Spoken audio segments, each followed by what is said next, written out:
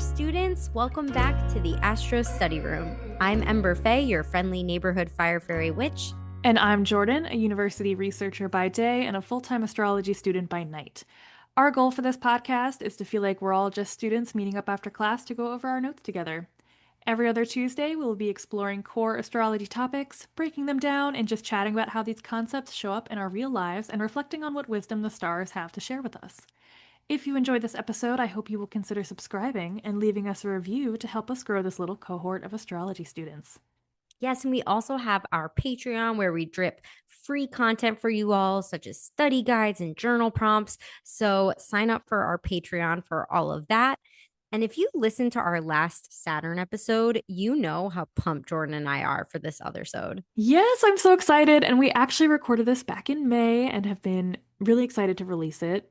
This was our first interview and our first pre-recorded that far in advanced episode. So we've been holding on to this for a while. And we just knew that it was going to be the perfect othersode following the Saturn episode. So this has been in the books for some months. Absolutely. And so what's special about this episode is that it features two very special guests. So the structure of this episode is a little different than normal. Think more interview style, which was so much fun. And I was so honored to interview not just one, but three women in all different eras of their Saturn returns. Yeah, this was so special. I was one of the three women. I'm the one going through my first Saturn return. At the time that we recorded this, I think it was actually like a couple weeks before like officially starting the Saturn return. But I was one of the three women, and I'm really excited to hear everybody's reactions about this and also get to editing it myself. Yeah, I forgot that it was a few weeks beforehand. Maybe we can reflect at the end how it's been going. But I also wanted to introduce our other two guests you'll meet today are Keone, who is starting her second Saturn return and a podcast host of the Mystical Mermaid Lounge, and then leads the Past Lives Cafe podcast, which I would recommend. Jordan, we can like link those in the show notes, right? Yeah. We'll put those in the show notes for y'all. Keone has entered her second Saturn return. And so as we learned in the last episode, a Saturn return happens once every 27 to 29-ish years. So you can do the math. And Keone brought to us Churchill, who by the goddess blessings is in her third Saturn return, which is absolutely incredible. And so I think, Jordan, what would be a good idea is maybe to start by explaining to us the different Saturn returns and why these are so significant. Yeah, so the first Saturn return happens between the ages of 27 and 30, and this is the transition time from young adulthood into true adulthood. Astrologically, kind of in a joking way, after your first Saturn return is when you were like officially an adult, and you're not a kid anymore. So this is a major moment in defining your life and setting up how you want your life path to go. Many people go through a difficult transition during this time, like a career shift or a relationship ending or moving somewhere totally new. And typically the journey through the Saturn return is tough, but supposedly the results are amazing. The second Saturn return happens between the ages of about 57 to 60, and this is a time of reflection, reinvention, and recalibrating. This is when people may be retiring, though these days, not really. This may be when people are becoming grandparents or finding a brand new passion in life. And this is when someone really looks back at their life and what they've done so far and considers, what do I want to bring into the rest of my life and what do I want to leave behind? This is a time for reconfiguring the life you want, and generally seen as much easier than the first Saturn return. And then the third Saturn return happens between the ages of 87 and 90, and this is a time of maturity, accepting mortality, shedding the ego, finding peace, and planting seeds for the future generations. The big questions here are, what do I want to leave behind? What wisdom do you want to leave with your loved ones? And also consider what unfinished business you have in this life that you can address, and what things is it time to let go of and find peace from. I hope this explanation is good context for where each of the three women are in their lives, and I hope you all are ready to learn about the three different Saturn returns and all of the hardships and love and beauty and joys of life through these three women. And as we keep saying, this episode is just very truly special to us, so we're really excited to hear your thoughts on this one. Yeah, Jordan mentioned hardships, and I did want to share a trigger warning for some parts of the episode around poverty and suicide. These topics will come up in the episode, so we wanted to make you aware of that prior to listening. Stay tuned. You are going to absolutely love this episode. And as always, please let us know how we're doing. Comments, like, subscribes. We are learning together in this little astro study room, which is why it is so special to us. So buckle up, star students. Class is officially out and the study room is in session.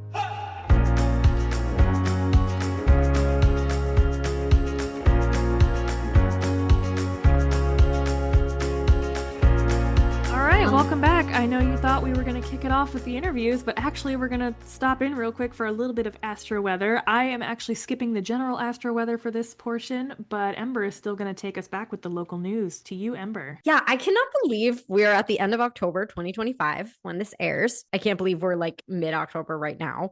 And if you're celebrating Samhain and happen to be around the Maryland area, you can find me volunteering at Samhain Fest in Haverty Grace, Maryland. It's going to be an amazing festival. I've been sharing it on my Instagram at Emberfay Magic. Take a look at it. Message me if you're going to be there.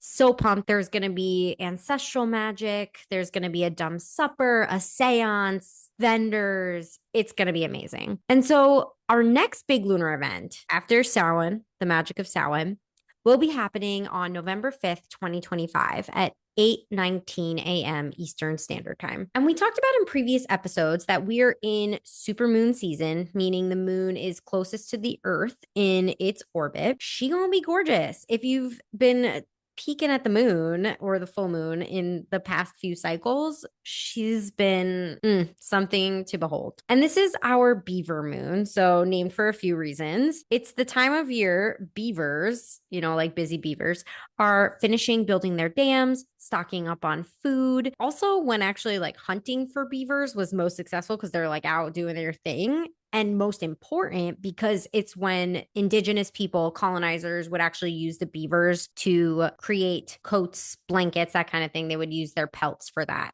to keep warm over the winter. And I don't know when I started to like deep dive into these like colloquial names of the moons, but I've kind of enjoyed it.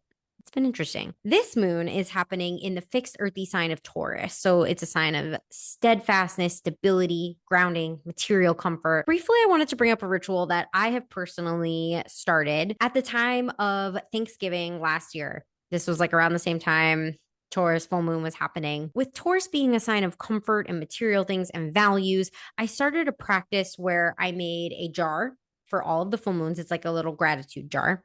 And for every full moon over the past year, I've been writing down one thing that I'm grateful for, folding it up, labeling it with the moon sign, and then putting it in the jar. And so my plan for this Taurus full moon is to open the jar and read through all the things that I have written over the past year. And I don't know if I'm going to have a bonfire yet, or if I'm going to like burn them in a so mote it be fashion and sit with these things that have brought me joy or gratitude over the past year. This happening under a full moon is gorgeous. It's like bringing together all these things that I've harvested over the past year and just letting them go into the ether, setting myself up for the new year. And so anyways, it's just something you can practice. And I'll try to post a picture of the jar on our Instagram and Patreon because I kind of like decorated it really cute.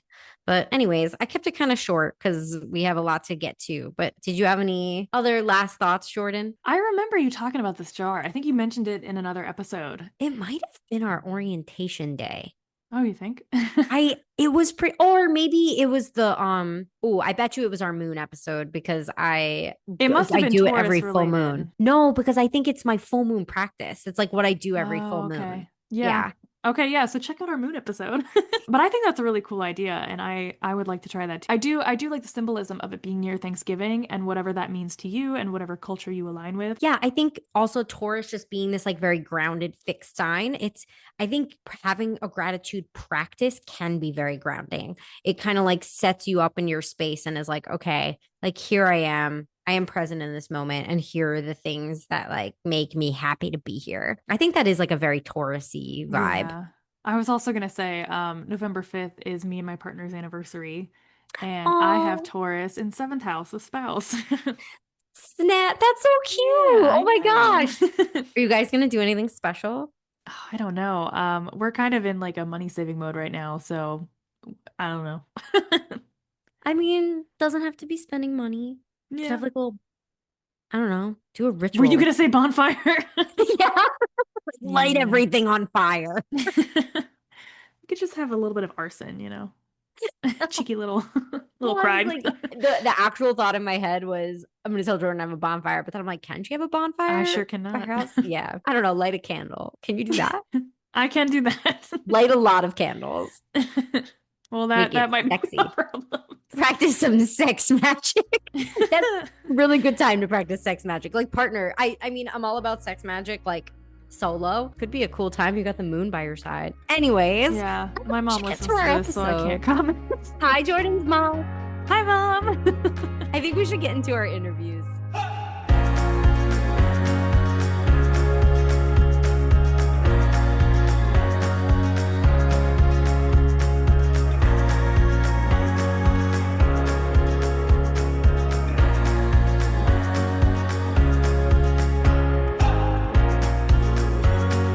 Hello, everyone. I am absolutely ecstatic to be here with three beautiful women that are actually about to each enter one of three Saturn returns. So, as Jordan and I discussed what a Saturn return is, we now actually have like three generations of women in these different Saturn returns. And we are here today to interview, discuss, talk about life.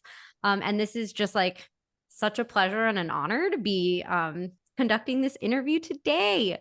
So, hi, everyone. I think to like start us off, I was hoping that maybe we can start with each of you and go through and you can tell me a little bit about who you are and kind of like where you're at in life. Yeah, I'll kick it off. Again, I'm also just really excited to be here for this. I think this is like a really special thing that we are documenting here, and I'm so excited that Keone and Churchill are here to join us. I am starting my first Saturn return. I turned 27 a couple months ago. Where I'm at in life, I'm at the part of life where like you don't have a lot of money and you're stumbling through. I am at the beginning of my career. I am figuring out what I even want to do. What do I want to do with this career? Do I want a different career? I am thinking about parenthood and if I'll ever buy a house someday. Keone, do you want to follow up? Absolutely. Thank you both for having us here today. My name is Keone, and I am entering my second Saturn return. I think the easiest way for me to characterize this period of time is one of crossroads. The career has been very prosperous and long, and I'm looking at what comes after that. I have been a homeowner, so I understand where you are, Jordan, and I'm looking on how to downsize, obviously, and what happens in that realm next for me. And then the third thing that I am also gearing toward and getting my thoughts around are what do the next several years look like for me? How do I want to show up in the world?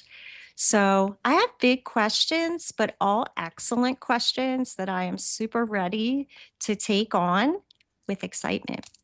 Yeah, I love I that. love that. And just so you all know, Keone is one of two lovely, amazing podcast hosts for the Mystical Mermaid Lounge. So we're just going to shout that out here. If you have not listened to the Mystical Mermaid Lounge yet, definitely check it out. Thank you, ma'am.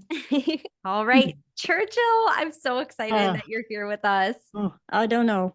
I'm starting in my third. I'm the old lady of the bunch. I'm excited to be here. Don't know what to expect. Don't know what to say. That's okay. I came from a very bad background. Then I got in my 30s and had all my kids, 7.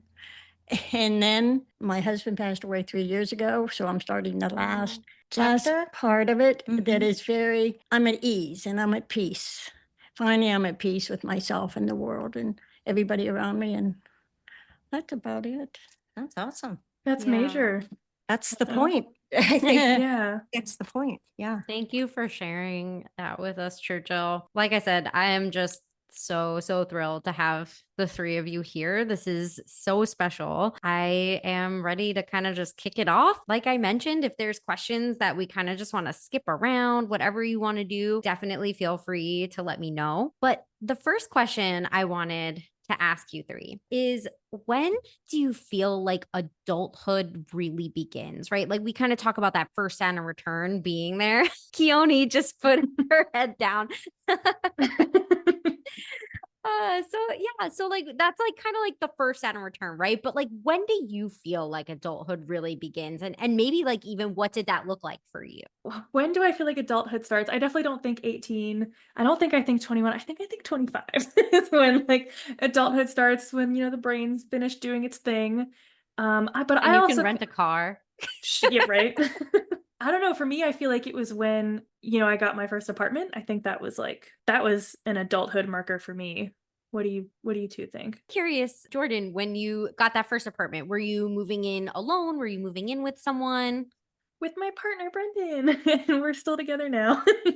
That was, I was 22, 21. I was 21. So I guess maybe I did think adulthood started a little at 21. I was 21. We got our first apartment. Awesome. And what about you, Keone? So the reason I hung my head, it was not hanging in shame.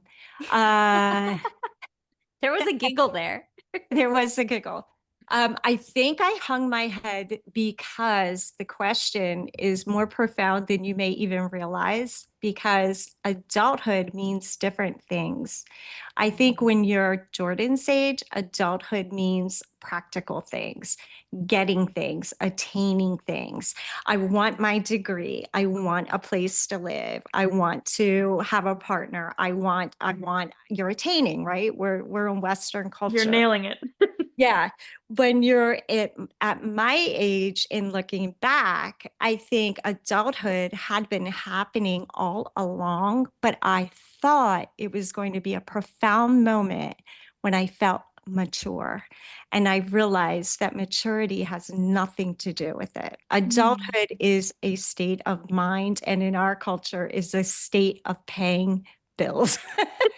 That's so true. I Yeah. definitely feel like I'm marking it by like when I was financially independent. So Absolutely. yeah. Like it's the attainment time period. Yeah. Right? And then once you have your attaining, what's next? So there was a definite letdown. I was like, I had a great career. I had this. My kids are out of the house. And now what?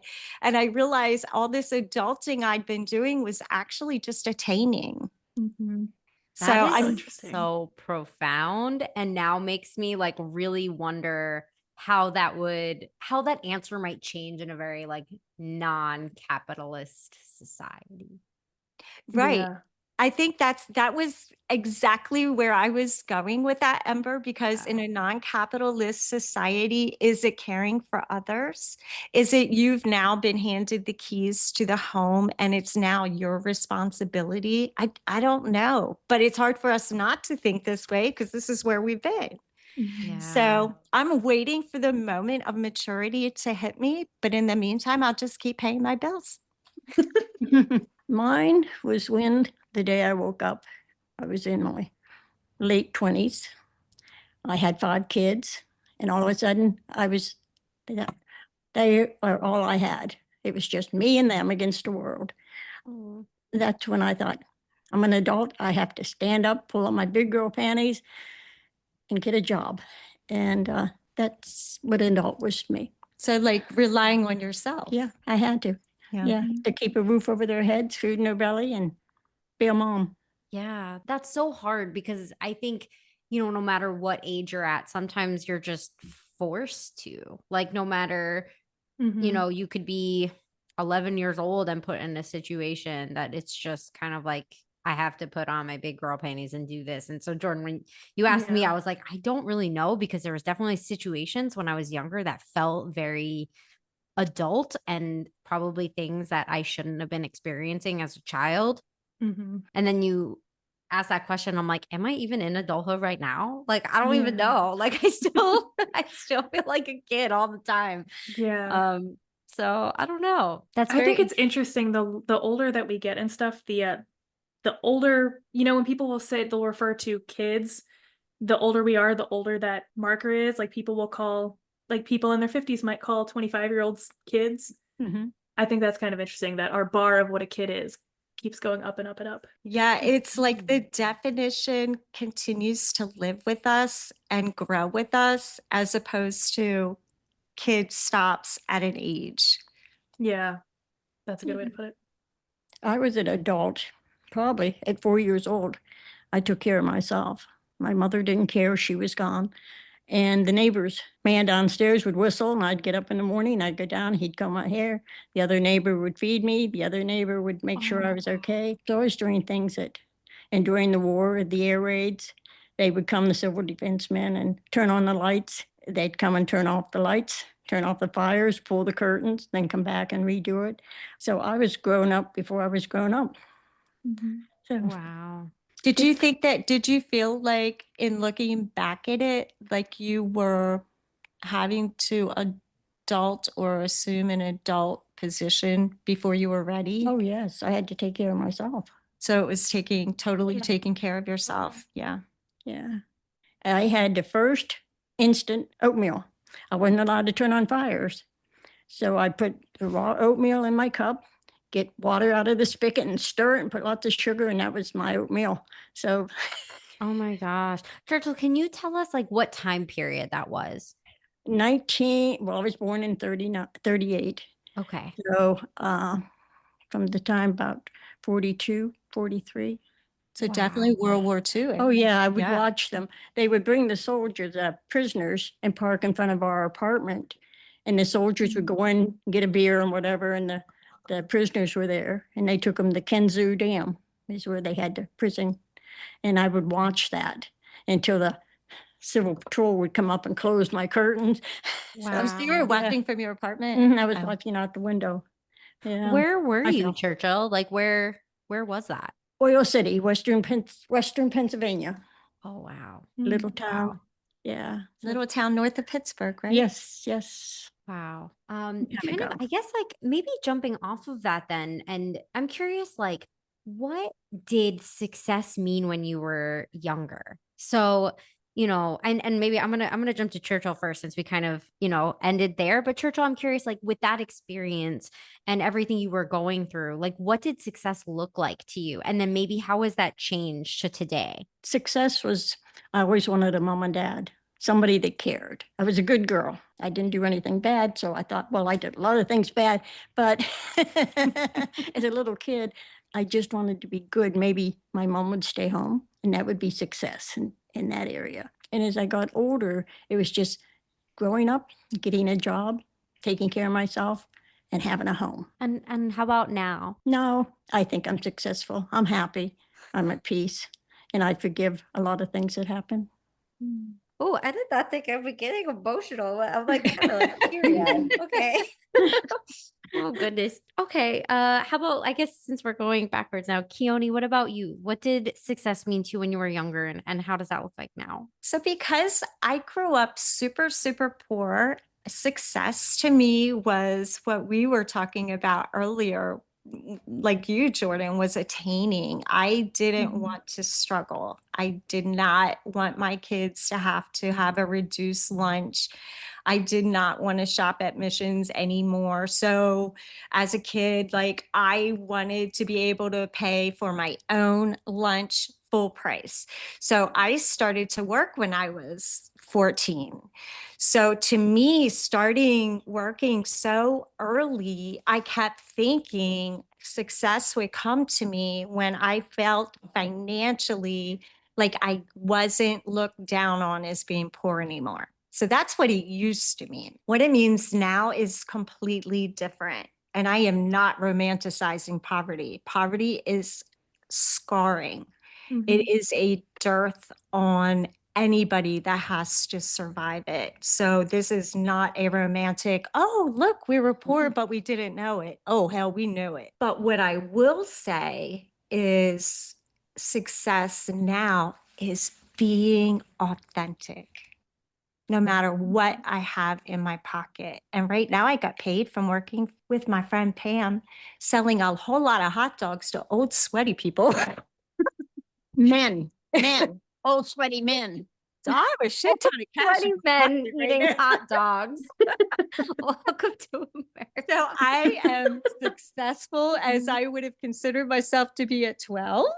And I am living more authentically every day. I started it working at 9 years old. I babysat 25 cents an hour at 9. And you were a secretary at Yeah, I was 4. a secretary at 4. The one neighbor that took care of me had a gas station. And I'd go over the owls and he'd set me up at his desk and give me pencil and paper. And I got 50 cents a week.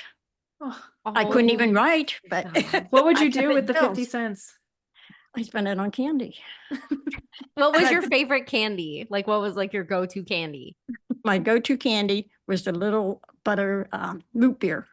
Oh, I Barrel. Oh, I love yeah. barrels. Oh, yes. Love that. How many could you get for 50 cents?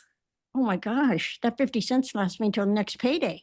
Wow. Oh, wait till she was 5 years old. But I think my first success when my son, he graduated and he said, Mom, he said, I never knew how poor we were until I got married. So that made me feel good. Yeah. Yeah. How about you, Jordan? Okay, so I guess I'll refer to when I was a kid, I think I saw success as, I think like doing it, in the order that you're supposed to. I don't think I was ever interested. I didn't really follow like you have to get married before having kids, but I was kind of like you go to college, you get your job, you buy a house, you get married, you have a kid, and that's success. And it's interesting when Keone, when you were talking about earlier, you were obtaining, and then you were kind of like, what next? And I was thinking about this a little bit earlier, and I somewhat feel a little bit that same way where I kind of pictured that you have all of this. Like when I was a kid, I pictured you have all of this when you're 30. And then like, not that your life is over, but like you've done everything and now you just get to enjoy it. And obviously it's not like that. I think today I still kind of look a little bit to like when you have the career that you wanted, when you make enough money. I think success is when you get to have an easy life. And I'm sure like, happiness plays into that. Like obviously if you're happy, I think that plays into success, but I think it's much easier to be happy if your life is easy. Yeah. Looking back, there's definitely, I don't even know, like there's definitely times in life that maybe like were easier than others. But I do sometimes think like getting through those hard times like felt successful, like to be where I am right now. I don't think I would have been able to do that if I didn't go through those like hard times and came out, I guess, successful on the other side of being like I don't even know, a functional person. Yeah, and to put it too, like there is no easy without hard, I guess. Like if you don't have one side, you're not going to have the other. Yeah, that's definitely true. So I guess if now that we're talking about easy, hard, I think this will be a good question. What is something that used to feel impossible or something you thought you would never get through? So what was that hard for you? And like, how do you look back on that today? Jordan, do you want to start us off? Okay. It's funny. When I wrote this question, I was like, I can't wait to hear their answers because I don't know. Something really hard. This question's hard. Yeah, I didn't think I'd get through this. The biggest thing that comes to mind is, I can't believe I'm talking about this. I've talked about it with some of you before, but when I was younger, I was in a really bad car accident. And because of that, I never got my license and I don't drive. And it like impedes my everyday life. I feel weird bringing it up because I haven't gotten through it yet, but I have been doing EMDR therapy and some major breakthroughs have happened. So I think while I'm not through it yet, I think it's a good example because I have always assumed that I never would. I've pictured my life never being able to drive. I've planned my life never being able to drive. And I'm like starting to be able to picture it. Maybe driving, maybe. Oh my gosh. Well, thank you for sharing that, Jordan, because I definitely know that was not easy for you to share with us. And also, that's the first time I'm hearing about the therapy, and that's amazing. I know I don't talk about this stuff. Yeah, that's amazing, Jordan. That makes me really happy, and I just keep getting chills like over and over again in this conversation. All right, Keone, what about you? So what is something that used to feel impossible or something you thought you would never get through? And how do you look back on that today? There are two things. As a female, I'm sure many of us can relate to the fact that I never thought I would ever be thin enough or pretty enough or smart enough or any of the enoughs to be enough. I just kept thinking it'll happen. And I kept waiting for that moment to be enough on the outside and the inside. And it's interesting if you live your life with that in the back of your mind. The older you get, the more those superficial things start slipping away, and you realize you spent your whole life wishing you had something that you had, and now it's leaving. So it's a very interesting juxtaposition, and it's not as sad as it sounds. It's almost like gosh, you wasted all that energy worrying about that stuff, right? My really terrible, absolutely horrendous time was when my son was suicidal and killing himself and in and out of institutions. And I did not think I would survive that. And I did not start to talk about that until 6 months ago because it was too painful and it was too real. And I didn't want to be that guy. I didn't want to be that guy that had that kid, that 31-year-old kid. And Jordan knows my story. So that will haunt me forever. And I will never be able to lay it down fully. But what I have now learned getting through it on the other side is that everyone has a journey, and that my journey was to survive his potentially not surviving. And that is his choice at the end, whatever that looks like for him. But that took me 15 years to get to. Wow. I'm just going to like sit with that. Yeah.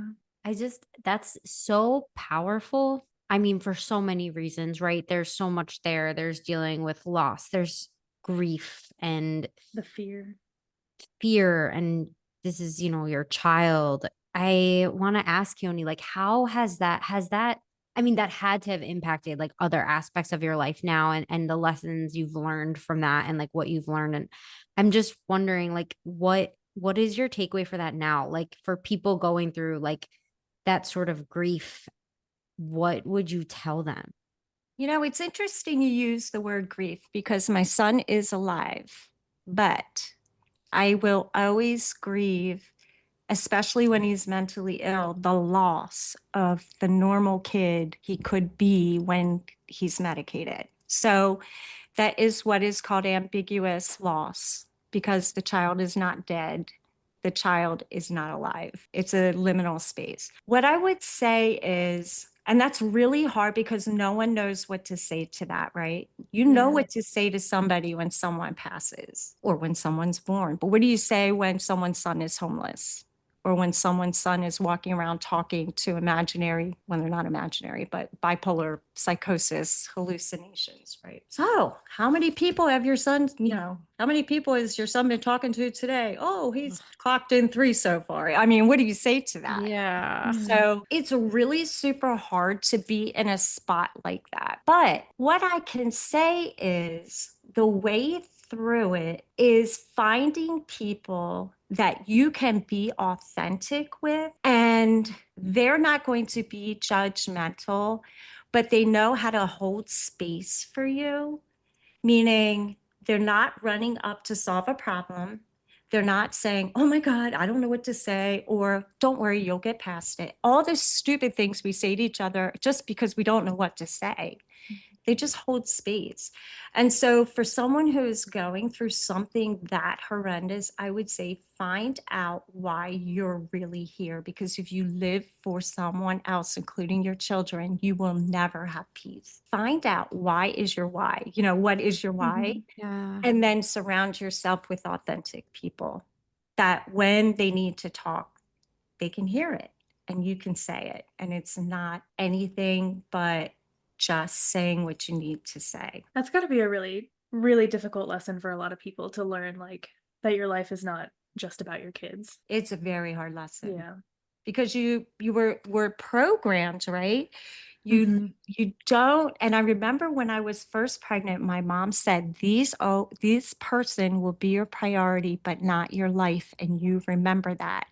And it was a foreshadow of something that I couldn't even have fathomed would be so terribly devastating. But it is one of the slivers of wisdom that helped me hang on. Thank you for sharing that with us, Keone. I don't have words. Yeah. And it's also that whole thing where you know, while we haven't experienced this thing, like so many other people do, like you are not alone in this.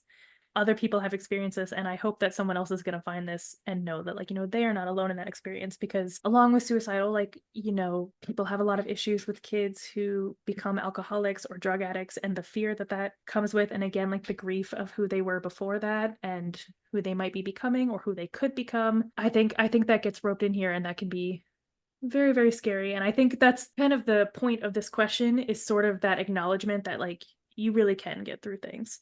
And when you're in the middle of it, it feels like you cannot see on the other side, but people do get through things. And I appreciate that, Jordan. And I want to witness the fact that going through something like a car accident or something that is so earth-shatteringly life-changing at such a young age can change your trajectory from that point forward. So a lot of people live with that anxiety and live with that fear and don't address it.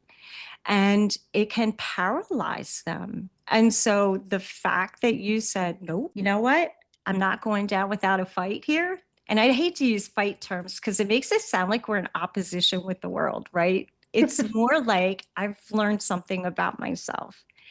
This happened to me. This is not defining me. So I am Jordan. I can drive when I'm ready to do it. And so I witnessed that strength and courage that takes for you to face that incredible anxiety. My father had agoraphobia, so he would not leave the home. Ooh. So I have lived and seen what panic like that can do to someone. So I really do witness you in that.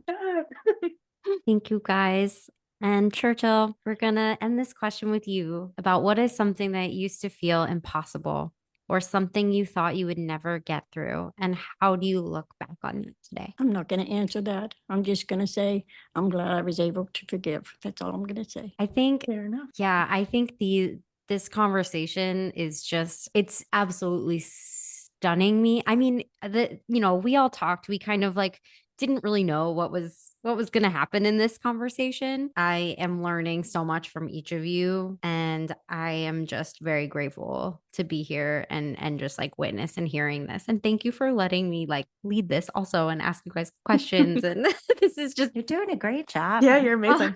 You're thanks natural. between my like tears. Get a bunch of women together and look what Yeah. happens. And a glass of wine. I tried with my sangria candle. It didn't light. Is your candle working? Oh my goodness. My next question for you. We're gonna get into a little bit more like abstract questions, if the questions weren't hard enough. What is your relationship with time? And you can take that question to mean however you want it to mean. So Jordan, I will start that with you. I think it's interesting that you prefaced with like, take that however you want, because when I had the question, I was trying to think of my own answer and like I couldn't. And then I kind of like let myself think a little bit more abstractly, which I don't think my answer is abstract, but just like it allowed me to think a little bit more about what do I think about time and my relationship with it. And like, it just always feels like there's not enough. There is a part of me that is hoping that Keone and Churchill will follow up with maybe that feeling goes away, but I feel like it probably doesn't. I feel like you probably always feel like there isn't enough time. There isn't enough time for your priorities. There isn't enough time for your hobbies. There isn't enough time for your health.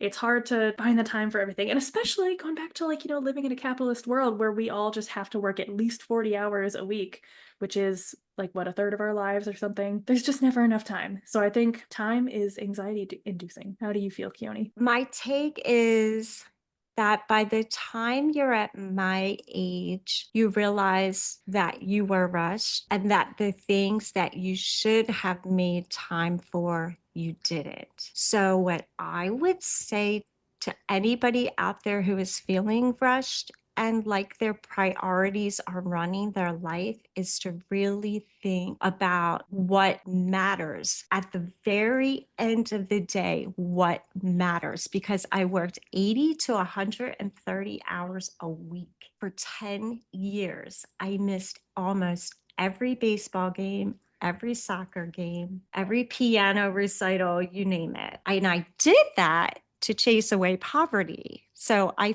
fought my own battle and started another one.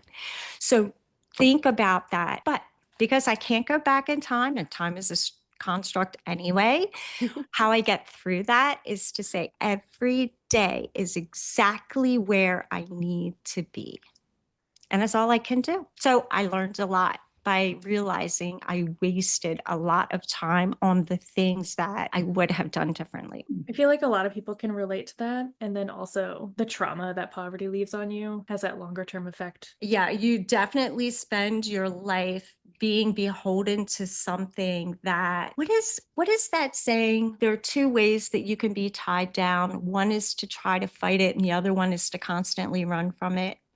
And so I feel like I did those two things with poverty and then ended up losing sight during periods of time of what now I wish I had reprioritized.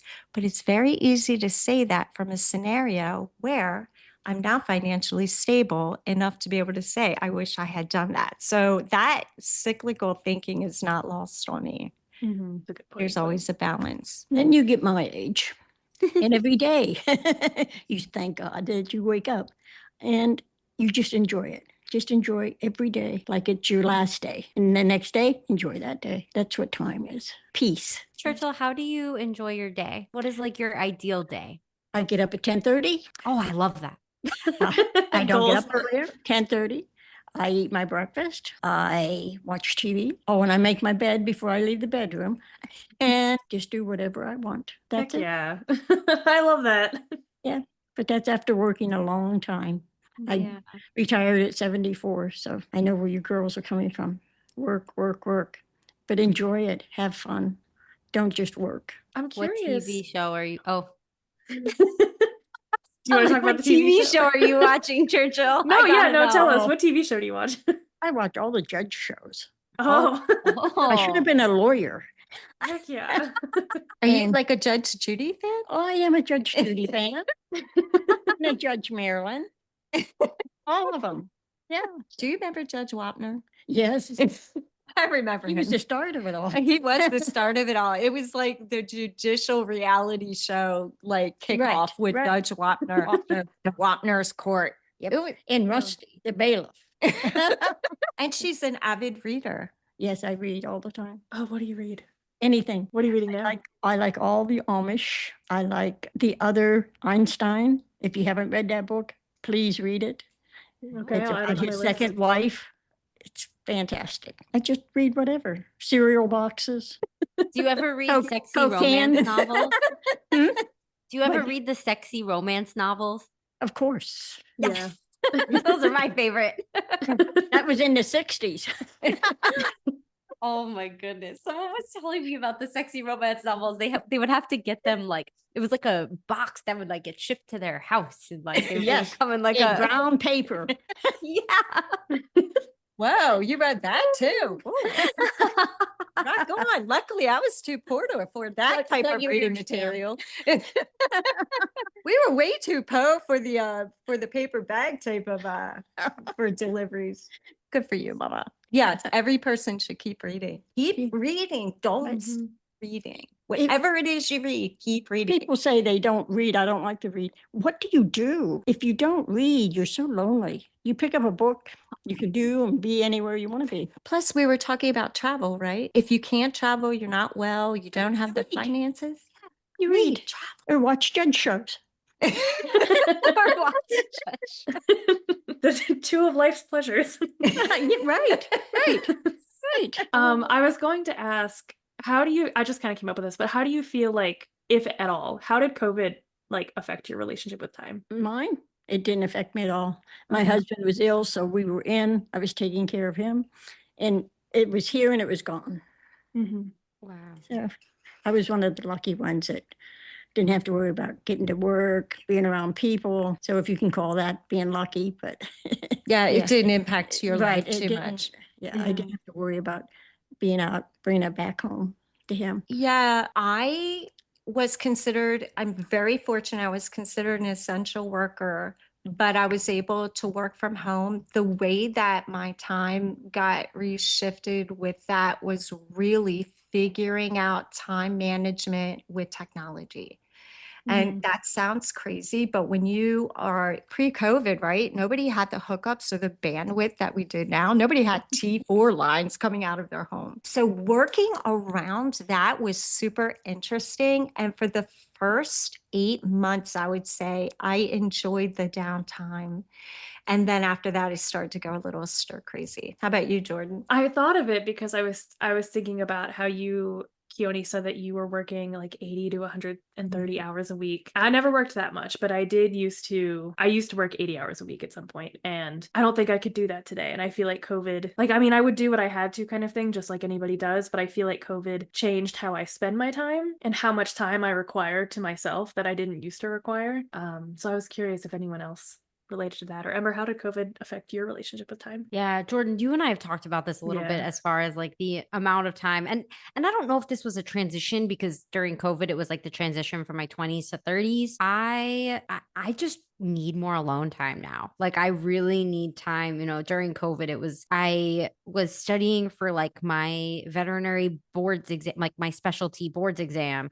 So I was a vet at that point. I had like finished my residency or was finishing my residency when COVID started. Yeah, it just was a little bit shocking. Like there was a lot of work from home, a lot of changing. I was an essential employee. I still need to go to work, but just everything changed, like how relationships, how you interacted with people. I think in some ways it definitely strengthened maybe some long distance relationships because in some ways we all had to be long distance. Yeah. So I kind of learned how to maintain those relationships, I think better, but also like relied on them less. Like everybody had so much they were working through, whether it was fear for themselves, fear for family, trying to, whether or not they still had a job. Like there was just so much happening. And I think all of us I did feel very like supported during COVID. I had like a really good support system, I guess, where we would like, I don't know, we would like get online and like play video games together and stuff. Like there was a lot, like, I don't know what I would have done if there was no like technology at that time to be able to connect me with people. Yeah. I need people. I also need my alone time, but I also need people. And so like, if I had just been in my house and like not able to like contact people, I don't know, that would have been very different, but. Yeah, I've heard of people too who like during COVID lived completely alone. And like I lived with I have a whole thing. I was just about to graduate college when COVID hit. I had just moved to my apartment in the city. I was excited to be around my friends again, and then COVID hit and they all went back home, which was very unfortunate. But I lived with my partner Brendan, and I know some people who had also just gotten an apartment and they lived completely alone. I don't know. I feel like I couldn't have done it without at least living with Brendan. So that's interesting to think about. Yeah, I think along the lines of this question, something that we have here when we're talking about time, and I think what we've kind of talked a little bit about is sometimes there's like fear associated with time and time passing and this like negativity around getting older. Like we're in this society that sometimes like getting older, there's all these ads out there being like, oh, like look younger, do this. Like there's fear around getting older that just permeates in society. One of the questions I would like to ask each of you is, how do you feel about getting older? Jordan, would you like to start? Sure. I think this kind of goes into like a generational question too, where I think there is a push to try to not, especially on women, to try not to push a fear of aging as much as it used to be pushed. It's still there, but I think there's a huge push in general to accept your individuality and accept who you are if you want to, and to not have to conform. And so, like I said, that fear is not gone, but I try to look at it as like the things that you gain from being older, like the wisdom that you get, the hopeful, the peace that you feel about certain things, the comfort that you might have about different things. I think about like my grandma who got her nursing degree in her early 60s, and the way that she's kind of shown that like you can really do anything at any age, and she has switched careers quite a few times. And I definitely, when I was younger, I kind of thought you get your career and you do that until you're 70. So to see an example of like, your age does not have to stop you from doing what you want to do. I try to focus on that. I just try to think of the things that I've gained. I try to think of the wisdom that I gain. Ember, you and I have talked about like, when you're older, sometimes you have a little bit more money than you had at like the age of 20, and like the stuff that you gain. I think that's what I just try to focus on, is what you gain from being older. Keone or Churchill, what about you? I am struggling with that. I think it's probably because when you start to see youthful things disappear, but you still feel youthful, it's difficult to reconcile that. I never thought I would be this age. This sounded ancient to me, right? When I was your age. So to even say that I'm 57 feels like somebody put that in my mouth and now I got to spit it out. So there's definitely a sadness and a loss around that, the loss of youthfulness with that number, but I don't feel any less youthful. So as long as I can stay healthy and active and keep my mind totally engaged and show up for the world how I want to show up, then my relationship with getting older, I think, will limp along as best as I can expect it to. Age is only a number. The only time I feel old is when I walk past a mirror and I see an old lady in there and I walk back and say, "Who are you?" You know? I do. Yeah, that's my point. Just enjoy it. Do what you can. What you can't do, you don't do. But you never get old. And I'm full of wisdom. Just ask me. I have an answer for everything. Not the right one, but an answer. Channeling that crone energy. I love That's it. right. So just enjoy your age, whatever you are, and just go on and be happy. And Yeah, Live in I the think moment. I definitely believe you put intentions around things. So if you put an intention around a number and have that Yeah. number define you, it can be a It will. very self-limiting belief. Okay. So that's why I choose to focus on how I feel as opposed to that label. 57, 87. What's the difference? A couple years? No. She didn't do 27. well in math. It's funny you bring up intention. One of the questions I have here is about what do you think about legacy? And is leaving a legacy important to you? And I think that can be something that you intentionally do, right? Like you can have an intention to leave a legacy behind, or it can be something that happens like over time, and that is your legacy, or you could have never even thought about it before. And so my question is, what do you think about legacy? Is leaving a legacy important to you? Is it even important to you? And if so, like what would you want to leave behind? I'll go first. Gordon, you're first. So I think legacy is such a big word, and we kind of think of like people who get written down in history books, but legacy, doesn't have to be that big. You have a legacy within your family, maybe within your community, and just the people who knew you carry on your legacy. They carry on your memory and the things that you did leave behind. So I don't necessarily have a desire to be so big that I'm written in a history book. I think I have a desire for how I wish to be remembered, what I want to leave behind. I have a desire to be of service, and that's kind of it. I want to be remembered as someone who is compassionate and helpful and who made some kind of difference to somebody. I don't even think I need to feel like I made a difference to a huge community, but just that like I made some difference. And or even, one of my big passions is animal welfare and feeling like I made a difference to animals. Yeah, I think it's just how I want people to remember me, but I don't need a huge legacy. What do you think, Keone? I love this question because you're right. It encompasses a lot of things. So it has a big meaning attached to it. And I have seen people my age and Churchill's age who lived to leave behind a financial and familial legacy. Mm-hmm. And I could not think that is a bigger piece of crap to live for something that you will never remotely see. And the people that I see that do this, so let me put this in context. The people that I see do this forego their lives to leave a legacy. Mm-hmm. So if it's important to you to leave to your family, but you are not struggling on the daily, that makes sense to me if that's a priority. But the people that I have seen, I know somebody who literally told me they had $750,000 in the bank, but they were struggling and could not go out and join me for breakfast. And I asked why, and they said, I don't have any money. Why? Because I don't have any disposable income. But you're sitting on almost $1 million in the bank, but that's for my Yeah. son. Your son is 22. So let me put that in context. So anybody that wants to leave money to their family is great. I'm all for it. But I'm just saying to live for someone else's life and to forgo your own happiness, whatever that means to you, just seems really misplaced. In my opinion, everything is energy. And I want to leave a resonance of love and a resonance of higher awareness and consciousness behind.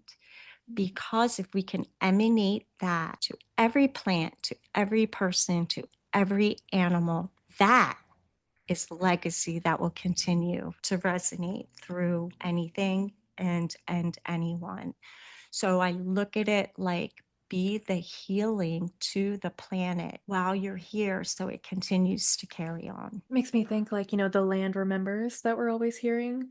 The land remembers. So the legacy, the resonance that you leave in the animals and the plants and the earth, it remembers for the people that live past you. Right. And you know how they say or even families that go camping or whatever, they say, I want to leave this place more spotless than when I got here. Yeah, leave no trace. Right? You leave your resonance, not your trash. Yeah. I need that on a t-shirt. Leave your resonance, not your trash. Your resonance, not your trash. I want that on a shirt. No, I do not want currently in my life children. I don't really see that for me in the future. Will that change? I don't know. But one of the things that people inevitably say to me when I say that is, oh, but like, who's going to remember you when you're gone? And like, who's, and I just, you're dead. But I think like, it does make me think like, oh gosh, like, am I just gonna like, I don't know, like it sends me down a path that like gets very anxiety inducing. Not that I care about being remembered, but more just like that idea of like, lineage, I guess, that like people talk a lot about lineage and even in the witchy world, lineage and ancestry and all those things. And I'm like, wow, I'm really like stopping my bloodline, right? Like that is stopping with me. And how do I feel about that?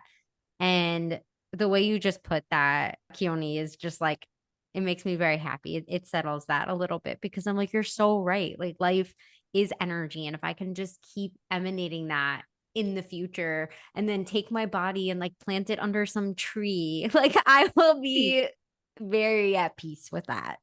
Absolutely. The Buddhists say, when I come into your life, you are not here to make me whole. I am here to be the best person I can be for you. So it changes the relationship we have with others, right?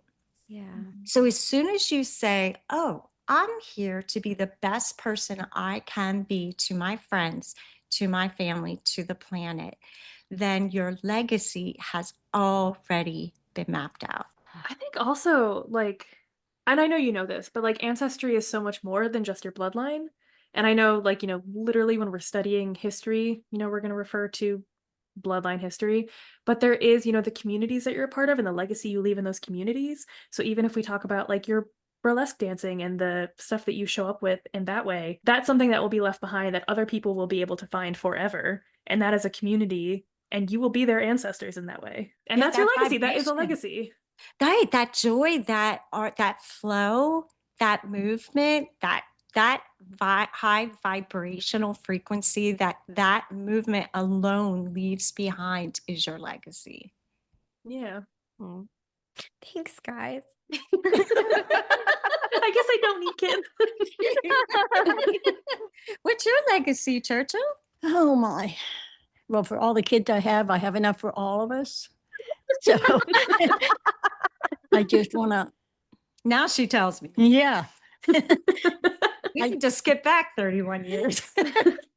I just want my children to know how much they were loved and how much I respect them. They've all done great in their lives, and I'm so proud of them. So being a part of each one of them, that's my legacy.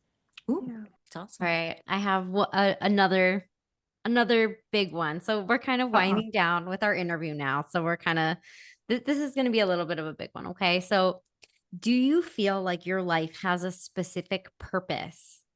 And do you feel like that's changed over time? Jordan, would you like to start? Sure. No, I don't feel like I have a specific purpose. I thought about it a bit before this, and I don't know if I believe everyone has one purpose. I don't know. That just kind of doesn't resonate with me. Maybe some people do. Maybe some people have a thing that they were put here to do. I'm not really sure. I keep thinking too about the conversation that we've had about your life is not just about your kids. That's kind of like come up a few times here. And I know my mom, and she's going to listen to this, my mom has always said that her purpose was to be parents to me and my brother, or to be a mom to me and my brother. And the thing that I always think about with that is she had us young. She had me at 18 and my brother, I think she was 20. And we're grown up and out of the house. And I don't know how she feels about that now. I don't know if she feels like she's completed her purpose. I don't know if she's kind of in a place of like, well, what do I do now? She's I think she 2020, what year is it? 2025. She's turning 45 next in like 2 weeks. Hi, Mom. But obviously she's supposed to have so much life left to live. Does she feel like that purpose is completed? And all that to say that I just don't think that everyone has one specific purpose. I think our purpose is to show up, just as I mentioned with the legacy, and to be the best people we can be in the best way we know how. And I totally get what you're saying, Jordan. I was watching this special on Billy Joel, and he is an idiot savant with music. It just is. He goes to hear classical music at 14 or even at 4 and comes back and just plays it back without a score, without knowing how to play. So for those types of skills and abilities, absolutely that's a purpose, but that's also leaving a resonance of just awesome ability behind.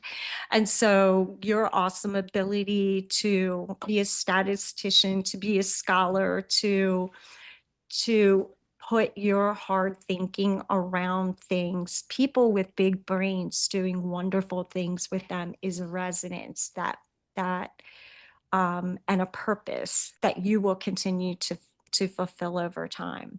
I would love to say I had like a Billy Joel type of life purpose too, but I'm just realizing that we are efforting way too hard at that. Just let it flow. Do you think, I'm curious, Keone, with some of your gifts and your readings that you do you feel like maybe you can talk a little bit about that for our listeners? And then do you feel like that is like a life purpose or a calling? I wondered about that. And I think there's a difference between having a life or a soul purpose and having a tool and an ability. So, what they're referencing is a couple of years ago, I suddenly started to see a reel of what I think were past lives related to people and essentially a soul signature attached to them. And I wondered, what am I supposed to do with this information? And so I thought about this quite a while and talked with my mom about it. And she has an interesting Native American perspective on these types of abilities. And my mom sees just some mediumship ability, and that has started to happen for me as well. So we talk about these things as well. So the whole reason that I bring this up is because I've realized very quickly that if I don't do something good with it, then it is a wasted tool, but not my life purpose.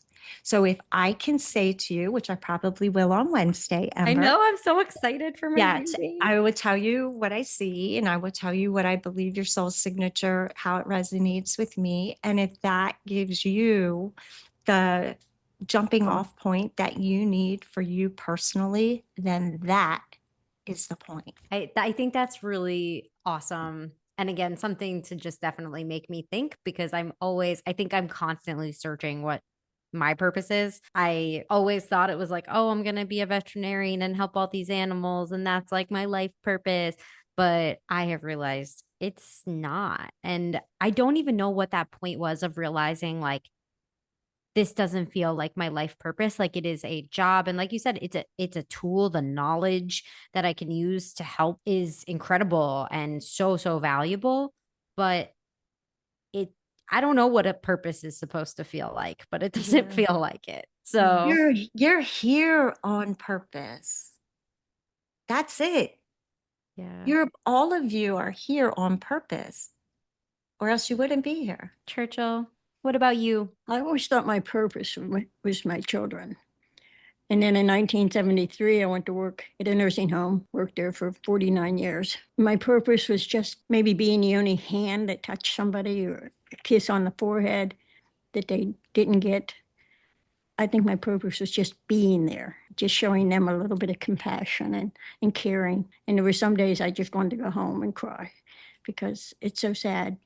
Families bring them in, they leave them, don't come back until they pick up their bodies. And that was my purpose.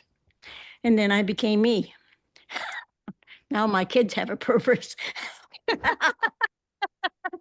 It's the gift that keeps on giving. Yeah. I keep giving, they keep giving. Yeah. No, I mean essentially almost like a doula, right, Churchill? Like a end of life, just being there and holding space for these people Right, and offering guidance. That's all they needed was a touch. What if you went all day for a week and nobody said hello? Nobody touched you. Nobody said, I'm glad you're here. How would we feel? Right? Then somebody comes in and says, good morning. How are you, sunshine? that even makes me smile now. And it's all worth it. You're doing something. That's my purpose. I love that. Now I do nothing. Watch judge shows. And watch judge shows. Judge shows. Judge shows. So you're good for the Yeah, you're good. good for the viewership. Yeah, yeah. My purpose is to keep the judges going. That's right. Keep the judges. Keep them in the job. We need morons to continue to do moronic things so we can judge them on it. Yes. You need that lightness. We all need that lightness. Yes. Always. Every day. I just want to thank all of you again today for being here. This conversation has been so insightful, and I keep using the word powerful, but I'm going to say it again. I was just feeling goosebumps and so much energy from this opportunity. I'm even still like, I got little goosebumps and I'm just so excited. And I do have one last like fun question for you before we end our interview today.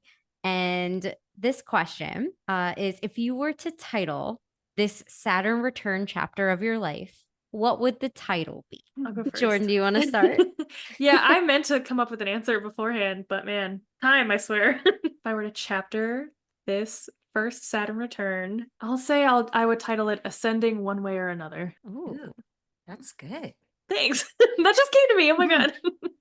I read that book. I'm going to put that like right above my desk or something. Ascending one way or another. What about you? For me, I think it is live your own journey to the best of your ability. I'd say jump on and hold on tight. Hell yeah. Just Oh hold my on. gosh. It's a ride. Yes, it is. It's a ride. Where we end up, who knows?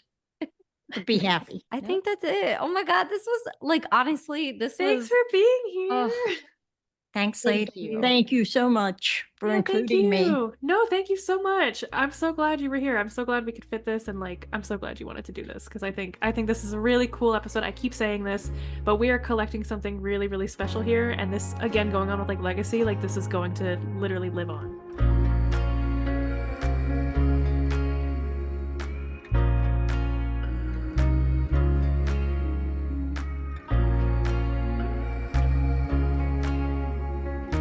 wow. I am so excited to be able to listen to this episode fully. Like, Me too. I'm kind of nervous.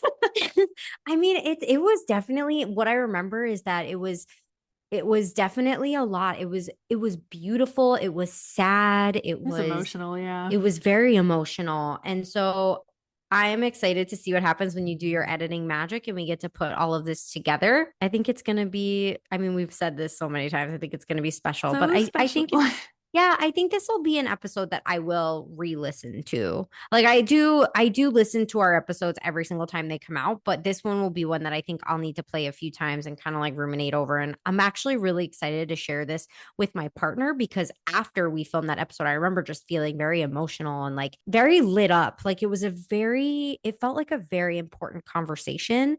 And so I went to my partner afterwards and was just like, wow, I had this amazing experience. And then I was like, I don't know how to describe it. I guess you're just going to have to wait. You have to wait till like October.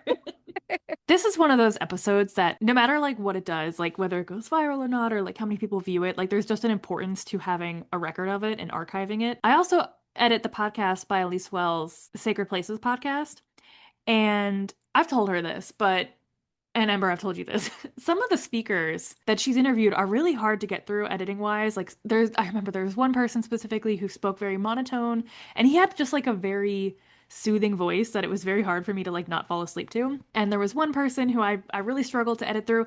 But on the flip side of that, I really love being a part of this podcast because it is my part in archiving these people's stories, no matter how many people do or don't see them. And the podcast does do pretty well, but no matter how many people do or don't see them, just the important work of recording and archiving these oral histories, I think is really, really cool. And I feel the same way about this episode. Like no matter what it does, it's just kind of an important thing to do. And it's a cool thing to have a record of. I just got chills when you said that because you're so right.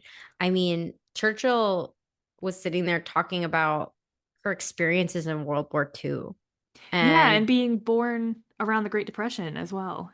Right, you know, like we think about that and those stories are only going to be around for recording for so long, right? And then they're just gone. So I'm getting like chills. I hope we That's can why do it's so more of special that. to us because we're doing, you know, something special.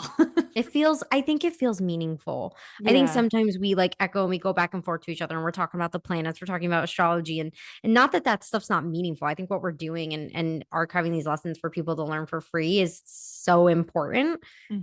But these stories feel just so large.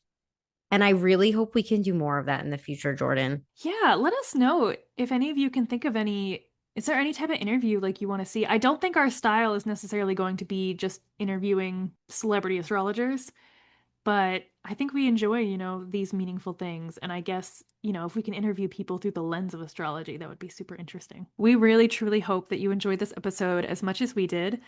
In our next episode, we will finally be getting into the modern planets, which means that we're almost to the zodiac signs. That's going to be like a whole shift. Okay. Isn't that so crazy? That's going to be around the new year, I think, isn't it? Uranus will be mid-November, late November. Pluto will be mid-December. I think we'll be ending December on Aries, I guess. Ooh, a fresh start. Or you know what? No, because I want to do one episode introducing the triplicities and quadruplicities, which is like the modalities and the elements, and then go into the zodiacs. But that's gonna be fun. I just feel like, you know, this whole podcast has been built on the planets so far, which has been a lot of fun. Like I think you agree with me, Ember, that getting to know these planets the way that we have through these conversations has been like super. For me, it's definitely been super spiritual. I'm imagining you probably feel the same way. Yes, I feel so much more in tune with these planets that I actually kind of feel I'm like excited to do this with the zodiac because my knowledge of the different signs feels very superficial. So I'm really excited to deep dive again because I feel so connected with these planets. Now, when I started, I really was like, I know Venus and that's it. So this was awesome. And I'm excited to see where we go. Planets. Yeah. This podcast is my practice of asking big questions, uncovering the hidden truths, and creating an accessible space for others to do the same. And I'm so grateful to be learning alongside Jordan and all of you, sharing our resources and diving into what it means to connect with the cosmos. Thank you so much for being part of this, and we'll see you back in the study room every other Tuesday.